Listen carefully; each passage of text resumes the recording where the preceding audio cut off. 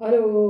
तो dear students, last video में हमने जो डिफरेंट सेंटर्स ऑफ ट्रायंगल्स है उसमें इन सेंटर को देख लिया था और सेंट्रॉइड को देख लिया था। और इस वीडियो में मैं आर्थो सेंटर और सर्कम सेंटर के बारे में बताऊंगा। तो जस्ट रिकैप कर लेता हूँ मैं सेंट्रॉइड को भी और इन सेंटर को भी। करेक्ट है। तो सेंट्रॉइड में हमने देखा था सेंट्रॉइड।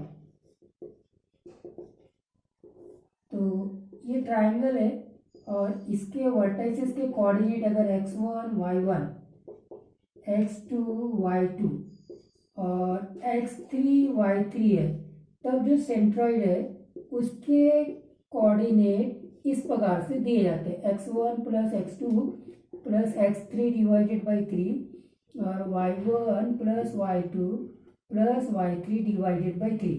ये सेंट्रॉइड हो गया। और सेंट्रॉइड होता क्या चीज़ था? ये centroid point of concurrency of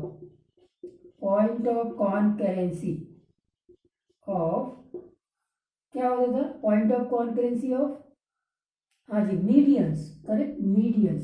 ये मीडियंस हो गया, सॉरी मीडियन, और ये मीडियन यहाँ से और ये मीडियन यहाँ से। तो ये जितने भी मीडियन होते थे जो यहाँ इंटरसेक्ट करते हैं उस पॉइंट ऑफ कॉन्करेंसी को point of concurrency of medians of triangle, ठीक है, इसको हम सेंट्रॉइड कहते थे। करेक्ट है, ठीक है साहब। तो अब यहाँ एक और खास बात होती थी कि जो सेंट्रॉइड है वो डिवाइड्स करता था। क्या? Divides each median in the ratio 2:1। मतलब ये जो पोर्शन है वो ट्वाइस होता था और ये पोर्शन 1 होता था। और सेंट्रॉइड को हम कॉमनली जी से रिप्रेजेंट करते हैं। तो G divides A median A D in the ratio 2:1। मतलब A G by G D equal to 2/1। ये हमने सेंट्रॉइड के बारे में देखा। ठीक है, ठीक है साहब। अब इसके बाद में हमने जो दूसरा पॉइंट चेकआउट किया था वो था हमारा इन सेंटर। इन सेंटर के बारे में डिस्कस करते हैं यहां पर। ठीक है, तो इन सेंटर क्या होता है? अगर ये आपका ट्रायंगल है, वर्टाइसेस आपके x1 y1 और x2 y2 और x3 y3 होता है, तो आपके इन सेंटर के कोऑर्डिनेट, इन सेंटर में आई लिख दिया, इसके कोऑर्डिनेट कैसे निकालते थे? ठीक है, तो इन सेंटर आई के कोऑर्डिनेट यहाँ लिख देते हैं ax1 plus bx2 plus cx3 divided by a plus B plus C. और वैसे ही ay1 plus by2 plus cy3 divided by a plus B plus C. अब यहाँ पे ये ए बी सी क्या है? जैसे ये वर्टेक्स ए है तो इसका मतलब ये लेंथ आपकी ए है और ये लेंथ आपकी स्मॉल बी है और ये लेंथ आपकी स्मॉल सी है। मतलब A B C are the length of the sides of the triangles, and x1 y1 x2 y2 and x3 y3 are vertices of the triangles. Then the incenter is given by this formula. The x coordinate is given by ax1 plus bx2 plus cx3 divided by a plus b plus c, and the y coordinate of incenter is given by ay1 plus by3 plus cy3 divided by a plus b plus c. और यहाँ हमने एक बड़ा important result देखा था। वो important result क्या है उसको नोट कर लीजिए एक बार फिर से कि इक्विलेटरल ट्रायंगल में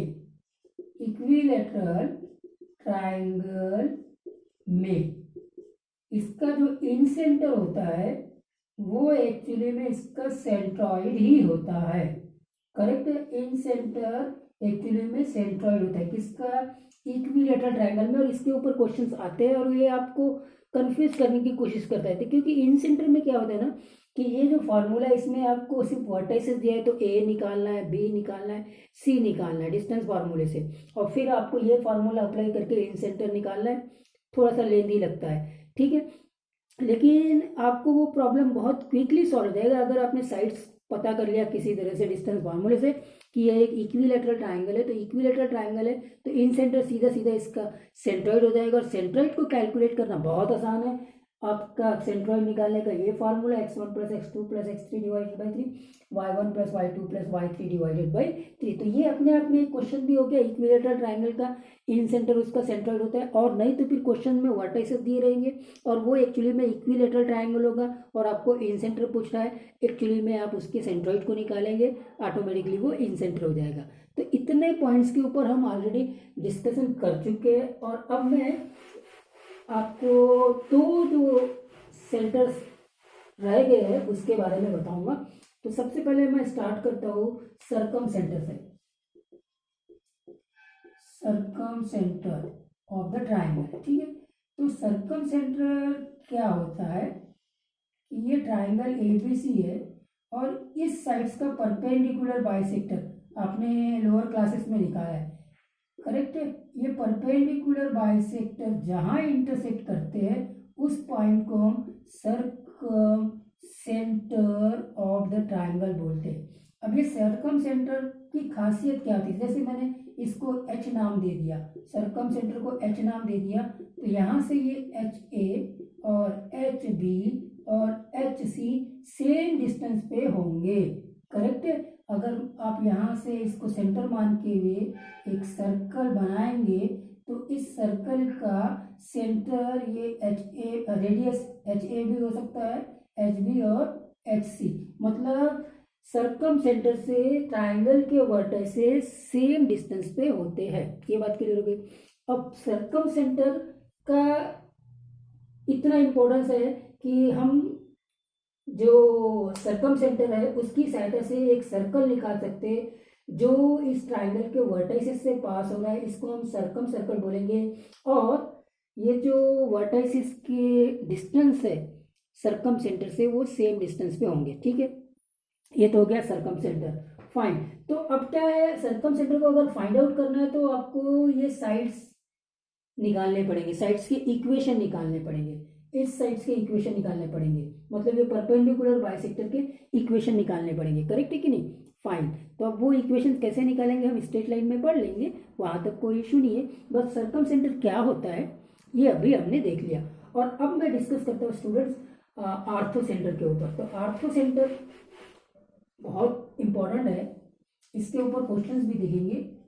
आर्थो सेंटर, आर्थो सेंटर क्या होता है कि इस ट्राइंगल एबीसी में इस वर्टेक्स ए से इसके ऊपर परपेंडिकुलर डालो तो इसको हम बोलेंगे एल्टीट्यूड, ठीक है ना, एल्टीट्यूड। इस वर्टेक्स बी से इस साइड्स के ऊपर आपने फिर से परपेंडिकुलर डाला तो ये भी एल्टीट्यूड बन गया, करेक्ट है। देखो इस एल्टीट्यूड और इस बेस से इस एरिया आप ट्राइंगल निकाल सकते हो, इस एल्टीट्यूड और इस बेस से भी इसी ट्राइंगल का एरिया निकाल सकते हो। एरिया एक ही ट्राइंगल का निकाल रहे हो, दो तरीके से निकाल रहे हो, इनफैक्ट आप तीन तरीके से निकाल सकते हो। अगर यहाँ से आपने परपेंडिकुलर डाला तो अब ये बन जाएगा बेस और ये बन गया एल्टीट्यूड। तो इस प्रकार से हम इस ट्राइंगल के एरिया को निकाल सकते हैं, लेकिन एरिया सेम आएगा तीनों तरीके से।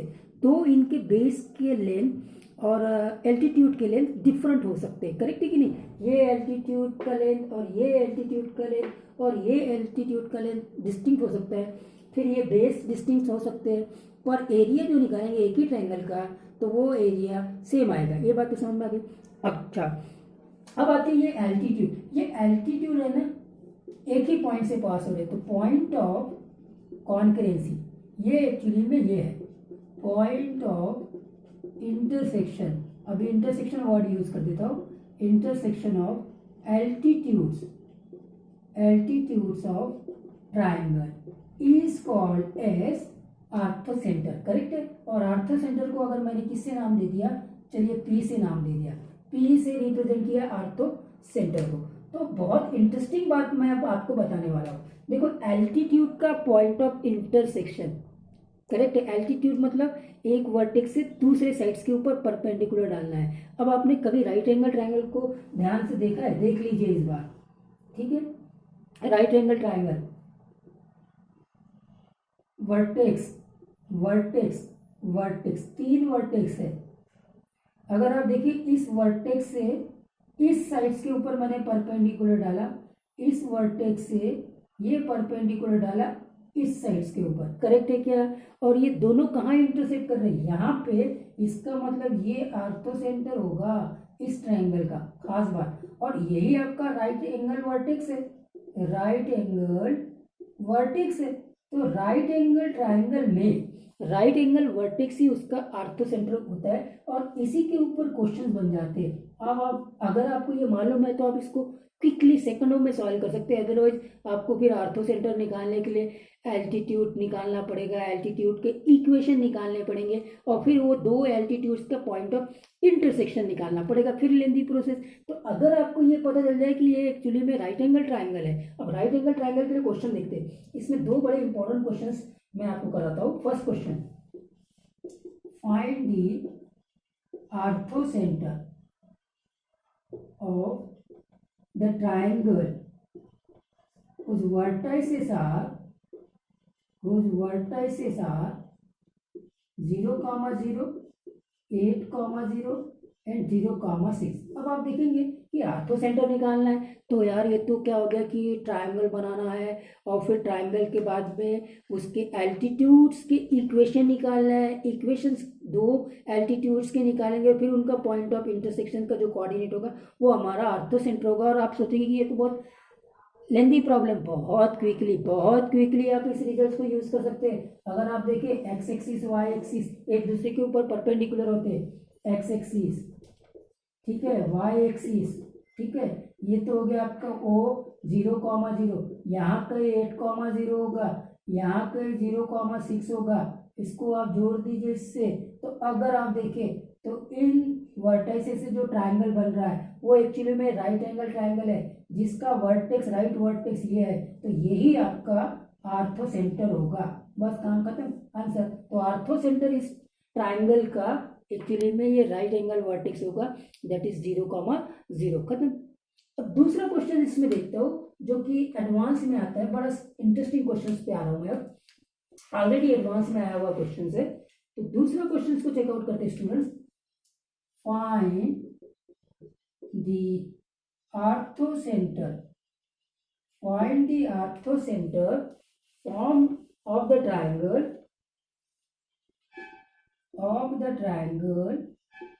formed by the lines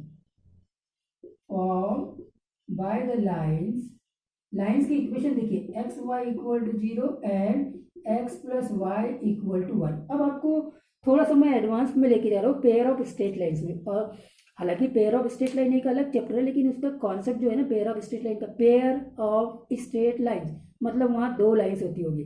और वो पेयर ऑफ स्ट्रेट लाइन्स की इक्वेशन कैसे होती है? एक लाइन के इक्वेशन को दूसरी लाइन के इक्वेशन से मल्टीप्लाइड करना, जो रिजल्ट आएगा उसमें राइट हैंड साइड में हमेशा 0 होता है, वो आपका पेयर ऑफ स्ट्रेट लाइन्स का इक्वेशन होता है। खैर, जैसे हमने बोल दिया कि x इक्वल टू 2 एक लाइन है vertical line, y equal to 3 एक लाइन है हॉरिजॉन्टल लाइन। अगर दोनों को मल्टीप्लाई करेंगे तो x equal to x y equal to 6, मतलब x y minus 6 equal to 0। ये आपका इक्वेशन बन गया पेयर ऑफ स्ट्रेट लाइन्स का, करेक्ट है। बस इसी कॉन्सेप्ट को लगाना है, ये बहुत बड़ा नहीं है ये। तो यहाँ पे आप देखेंगे एक्स वाई इक्वल टू 0 है, तो यहाँ से x इक्वल टू 0 और y इक्वल टू 0 मिलेगा, करेक्ट है। x इक्वल टू 0 एक्चुअली में y एक्सिस का इक्वेशन है, और y इक्वल टू 0 एक्चुअली में x एक्सिस का इक्वेशन है। और x plus y equal to 1 की लाइन आप बना सकते हैं। तो ये तो हो गया आपका x एक्सिस, और ये हो गया आपका y एक्सिस, और x plus y equal to 1 actually में 1, 0 और 0, 1 से पास होगा। ये कहीं 1, 0 और ये कहीं 0, 1। अगर आप इसको इससे जोड़ देते हैं तो ओवरऑल आप देखेंगे कि ये राइट एंगल ट्रायंगल बन गया।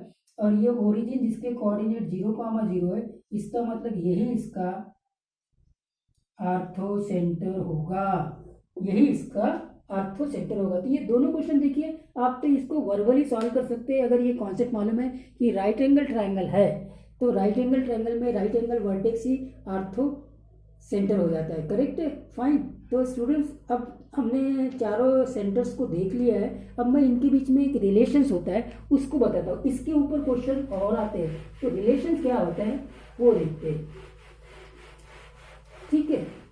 रिलेशन बिटवीन, देखिए relation between relation between circumcenter, centroid and orthocenter of the triangle. हाँ, सर्कमसेंटर, सेंट्रॉइड एंड ऑर्थोसेंटर, इसके बारे में हम बात कर रहे हैं. ठीक है, तो अब आपको खास बात क्या बताऊं कि ये सर्कमसेंटर, ठीक है, और ये आपका सेंट्रॉइड, ये सेंट्रॉइड, और यहाँ पे मैं लिख देता हूँ ऑर्थोसेंटर. ये क्या होते हैं स्टूडेंट्स? अब जैसे इसको मैंने जी से नाम दे दिया, इसको एच से नाम दे दिया और इसको पी से दे दिया, तो ये कोलिनियर होते हैं, कोलिनियर होते हैं. तो circumcentre, centroid and orthocenter of the triangles are collinear points. Collinear points होते हैं. एक तो ये पॉइंट्स, ये एक ही क्वेश्चन ही बन गया है कि वो सब एक ही लाइन में होते हैं, ये एक ऑप्शन ही बन गया. करेक्ट है, ठीक है साहब, फाइन. अब इसमें दूसरा पॉइंट्स को और नोट करेंगे. दूसरा इंपॉर्टेंट पॉइंट्स क्या है? सेंट्रॉइड. आप देखो सेंट्रॉइड कहाँ पर है. सेंट्रॉइड ये एच और पी को ज्वाइन करने वाली लाइन पर है, मतलब वो उनके बीच में कहीं है वो. इसका मतलब जो सेंट्रॉइड है वो line joining H and P को कुछ न कुछ रेशो में डिवाइड कर रही है. हाँ, वो रेशो इंपॉर्टेंट है, और वो रेशो है 1:2. That is centroid divides line joining circumcenter and orthocenter in the ratio. अब ये रेशियो मालूम होना चाहिए 1:2. बस इसी के ऊपर क्वेश्चन आ गया. मतलब आपका H G upon G P equal to 1/2 है. यहाँ से आप H G twice H G आप लिख सकते हैं, या H G equal to half G P भी लिख सकते हैं, जो आपकी मर्जी. करेक्ट है. अच्छा, तो ये पोर्शन 1 है और ये पोर्शन 2 है, तो इसका मतलब ये वाला होल पोर्शन आपका कितना हो जाएगा? 3 हो जाएगा. इसीलिए आप एक और चीज को लिख सकते हैं कि H P divided by G P, H P divided by G P 3:2 लिख सकते हैं. और ऐसे ही H P divided by H G, इसको आप 3:1 लिख सकते हैं. मतलब एच पी इक्वल टू 3 बस यही क्वेश्चन है जो आपको मैं बताया, इसी में क्वेश्चन बनेंगे. ओनली आपको ये देखना है कि ये जो सर्कमसेंटर, सेंट्रॉइड और ऑर्थोसेंटर है, इनमें किसकी पोजीशन कहाँ है और वो क्या रेशो बनता है. तो सबसे पहले आता है सर्कमसेंटर, फिर आता है सेंट्रॉइड, और फिर आता है आपका ऑर्थोसेंटर. और जो सेंट्रॉइड है वो एच और पी को ज्वाइन करने वाली जो लाइन है उसको 1:2 रेशो में डिवाइड करता है. ये बात को आपको ध्यान रखना है. अगर ये मालूम है तो इसके ऊपर बेस्ड क्वेश्चन आप आसानी से सॉल्व कर सकते हैं. ये थ्योरी ही क्वेश्चन है, अदरवाइज इसके ऊपर क्वेश्चन आता है. तो वो क्वेश्चन कैसा आता है मैं उसको एक करा देता हूँ आपको. और ये वो क्वेश्चन है स्टूडेंट्स, इसको तो इम्पोर्टेंट कर लीजिए. जितने भी क्वेश्चंस मैं आपको कराता हूँ, हर एक वेराइटी के क्वेश्चंस, मतलब उन्हीं को वेराइटी के क्वेश्चंस में आपको जेईई मेंस में क्वेश्चंस मिलेंगे. करेक्ट है. तो इसलिए हर क्वेश्चंस बहुत इंपॉर्टेंट रोल प्ले करेगा. ठीक है ना. डिस्टिंक्ट वेराइटी से क्वेश्चन में हमेशा हर टॉपिक में कराता हूँ. तो ये क्वेश्चंस में आपको सिंपली वो रेशियो मालूम होना चाहिए. अगर वो रेशियो आपको मालूम है तो क्वेश्चन आप बना लेंगे. तो देखो, अब let orthocenter and centroid of a triangle be A and B respectively if C is the circumcenter. अब आपको मालूम होना चाहिए कि ये सारे के जो पॉइंट्स, जो सेंटर्स की बात कर रहा है, एक तो ऑर्थोसेंटर, दूसरा सेंट्रॉइड, तीसरा सर्कमसेंटर, ये सब कोलिनियर होते हैं. और कौन कहाँ होता है? यहाँ होगा सर्कमसेंटर, ये आपको मालूम हो. यहाँ होगा आपका सेंट्रॉइड, करेक्ट, और यहाँ होगा आपका ऑर्थोसेंटर. ये अगर आपको मालूम है. अब यहाँ पे सब कुछ दिया हुआ है. ऑर्थोसेंटर को उसने बोला है किससे? ए से. ऑर्थोसेंटर ए, इसके कोऑर्डिनेट दिए -3,5, और बी किसको बोला है उसने? सेंट्रॉइड को. तो ये बी, इसके कोऑर्डिनेट दिए 3:3, और सर्कमसेंटर को उसने क्या बोला है? सी. करेक्ट है. इसके कोऑर्डिनेट नहीं मालूम है, तो चलो इसके कोऑर्डिनेट x, y बोल लेते. और ये रेशियो आपको मालूम है 1:2. करेक्ट है. तो 1:2 का रेशियो भी मालूम है, तो आप x, y निकाल सकते हैं. तो x इक्वल टू सेक्शन फार्मूले से 1 × -3, प्लस 2 इंटू एक्स, करेक्ट। ये 3 इक्वल टू सेक्शन फार्मूले से 3 equal to 1 into -3 2 into x divided by 1 plus 2। तो यहाँ से आपको ये 3 into 3 9 equal to -3 plus 2x, ये 9 इधर 3 इधर आ जाएगा तो 12 डिवाइडेड बाई 2 मतलब x इक्वल टू 6, ठीक, x मिल गया। वैसे ही फिर से यहाँ पे सेक्शन फार्मूला लग रहा है 3 equal to 1 into 5 plus 2 into y, और ये हो जाएगा 1 प्लस 2।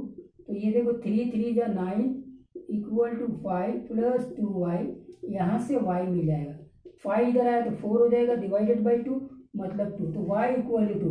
ओवरऑल आपके सी के कोऑर्डिनेट्स मिल गए। बोलो सी के कोऑर्डिनेट क्या, 6,2, काम खत्म। तो सिंपली आपको ये कॉन्सेप्ट मालूम था कि ये तीनों के तीनों पॉइंट्स जो है, सेंटर्स जो है ट्राइंगल्स के, सेंट्रॉइड, आपका सर्कम सेंटर और आर्थो सेंटर, ये सब के सब कोलिनियर होते हैं, और वो जो रेशो होता है वो भी आपको मालूम है। तो आपने ये क्वेश्चंस को बना लिया। अभी इस क्वेश्चन में कुछ खास नहीं रखा हुआ है, आपको AC डायमीटर बोला है तो AC पहले निकाल लो, AC square root of AC, C के कोऑर्डिनेट क्या है भाई 6 है, तो 6 माइनस ऑफ -3 मतलब +3 का स्क्वायर, डिस्टेंस फार्मूला लगा रहा हूँ, ठीक है। फिर 2 - 5 का स्क्वायर, तो ये हो जाएगा 981, और ये हो जाएगा 3 मतलब 9, ये हो जाएगा √90। √90 को आप कैसे लिख सकते हैं, 9 इंटू 10 मतलब 3√10। अब ये AC आपका डायमीटर है, तो इसीलिए रेडियस उस सर्कल का रेडियस हो जाएगा 3 डिवाइडेड बाई 2 इंटू √10, और ये आंसर करेक्ट है। तो इसमें आपको सिर्फ ये रिजल्ट मालूम होना चाहिए, और ये कभी डिस्कस नहीं होता क्लासरूम में। मैं आपको ये फंडामेंटल्स में ही बता दिया कि आपके जो डिफरेंट सेंटर्स होते हैं ट्रायंगल्स के, वो कैसे होते हैं, उनको कैसे निकाला जाता है, और फिर क्या रिलेशन है उन डिफरेंट सेंटर्स के बीच में, इसको भी हमने डिस्कस कर दिया। तो इस लेक्चर में स्टूडेंट्स इतना ही। अब नेक्स्ट वीडियो लेक्चर्स में मैं मोस्ट प्रोबेबली बेसिक ऑलमोस्ट आपके ख़त्म हो चुके हैं, जो छोटे छोटे बेसिक्स और बचे हुए वो आते जाएंगे, और फिर सीधा हम अब स्ट्रेट लाइंस के स्लोप से स्टार्ट करेंगे, ठीक है फाइन। लेकिन याद रखना इन बेसिक्स के ऊपर ही क्वेश्चन आ जाते हैं, ज़्यादातर मेंस में इन बेसिक्स के ऊपर ही क्वेश्चन आते हैं, इसलिए मैं फर्स्ट लेक्चर, सेकेंड लेक्चर और थर्ड लेक्चर में ही ये टॉपिक को ख़त्म कर देता हूँ।